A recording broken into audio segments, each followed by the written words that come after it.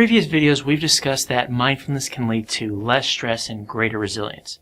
And in this video, we're going to talk about stress and how it manifests in your body. We've discussed in previous videos, our thoughts and feelings can have a really big impact on our bodies.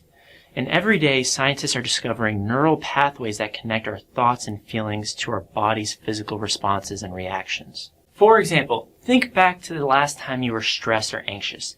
Do you remember feeling weak or sweaty? There was no obvious physical reason for your body to be weak or sweaty. It was just your body's way of reacting to psychological stress. The reason why is because when you experience stress, your body produces hormones such as cortisol and the stress chemicals such as epinephrine and norepinephrine. They are secreted within your body into your brain as well as throughout organs all over your body. And these chemicals can cause your organs to act in a way that produces stress symptoms, including tense muscles, increased sweating, a rapid heartbeat, and even shallow breathing. But this response isn't bad. It can actually help you survive.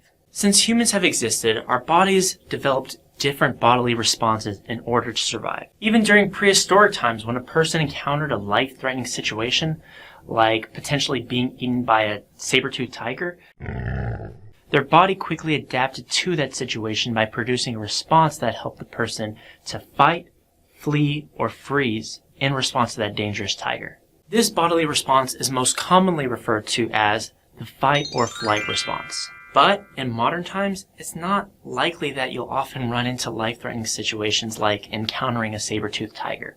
Even so, we still encounter situations that can cause us to have modern fight or flight responses, like being stuck in traffic, or feeling overwhelmed at school, or worrying about your grades or how much money you have. And while these modern events aren't likely to kill us like meeting a saber-toothed tiger would, they can still produce a fight or flight response within us.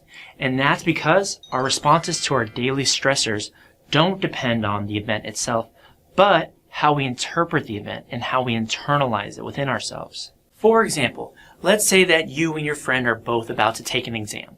You feel extremely worried about the exam, but your friend, on the other hand, thinks it's going to be easy. Although you're both experiencing the same stressor, this potential exam, your responses are different because you're both viewing the same event differently. Now you might be wondering to yourself, so what's the issue if we have a few fight or flight responses? I thought you said they would help you survive. You're right, I did say it can help you survive when it comes to life-threatening situations. But modern day stress events like getting a low grade or getting into an argument with your friend aren't life-threatening situations. And we often experience these modern-day stress events. And if you were to experience a fight or flight response each time you got stuck in traffic or each time you were late to an appointment, your body would become overworked from the constant strain of being vigilant to threats in your environment. Constantly feeling high alert to potential dangers can have a huge repercussion down the road for your happiness and health. So, with that in mind, it's important for us to cultivate a stance that helps us change the way we see modern-day events so that you don't perceive them as stressful. And that's where mindfulness can come in to help you become more resilient.